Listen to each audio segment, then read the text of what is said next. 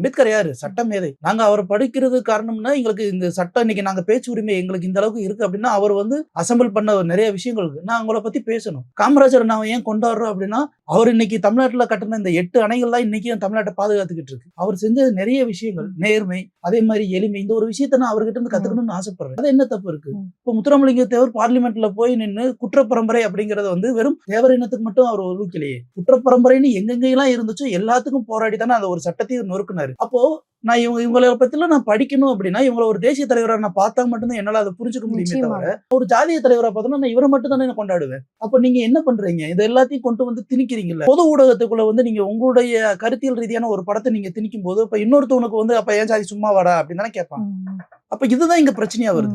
சரி, நீங்க அடிப்படையில வந்து நீ இந்த ஜாதிக்காரன்டா, நீ இந்த ஜாதிக்காரன்டான்னு வேண்டாம். நீங்க ஒரு சொல்ல வந்த விஷயத்த அழகா சொல்லுங்க. நான் அதனாலதான் எக்ஸாம்பிளுக்கு காதல் படத்தை சொன்னேன். காதல் படம் சொல்ற அந்த எக்ஸாம்பிள் வந்து வேற யாருமே சொல்ல முடியாது. காதல் படத்துல வந்து ஒரு ஜாதிய படம் தான். அந்த படம் சொல்ற அந்த விஷயங்கள் எல்லாமே வந்து நமக்கு இப்ப பார்த்தாலும் நமக்கு வந்து ஒரு மெய்சில் இருக்கும். அப்படி எடுத்துட்டு போங்களேன், என்ன தப்பு இருக்கு? இதுல என்ன பிரச்சனை வந்திருக்கு? வேதம் புதியதுன்னு ஒரு படம் பாரதி ராஜா சார் எடுத்துருப்பாரு. அதுல வந்து ஒரு டைலாக், அது அப்பவே கான்ட்ரவர்சியலா ஒண்ணு கிடையாது. ஜெயகாந்தன் அவருடைய ஜெய ஜெயசங்கர ஹரஹர சங்கரன் ஜெய ஜெயசங்கரன் ஒரு நாவல் அடாப்டேஷன் தான் அது. அதுல நான் கரையேறிட்டேன், நீங்க எப்ப ஏற போறீங்க அப்படின்னு ஒரு டைலாக் வரும். நீங்க பாலு தேவர் சொல்றீங்களே, அந்த தேவருங்கிறது நீங்க படிச்சு வாங்கின பட்டமா அப்படின்னு ஒரு கேள்வி வரும். அப்போ வந்து சொல்லி முடிச்சுட்டு சத்யராஜ் அங்க நிப்பாரு. அந்த சின்ன பையன் எப்படி மேல ஏறி வருவாரு. வந்ததுக்கு அப்புறம் வந்து நான் கரையேறிட்டேன், நீங்க எப்ப ஏற போறேன்னு ஒரு டைலாக் சொல்லுவாங்க. அது யாரு சொல்றாங்கன்னா அந்த படத்தின்படி அந்த கதைப்படி அவர் வந்து ஒரு பிராமணத்தவர், இவர் வந்து ஒரு தேவர் இனத்தை சேர்ந்தவர். இவங்க 2 பேத்துக்குள்ள காதல்.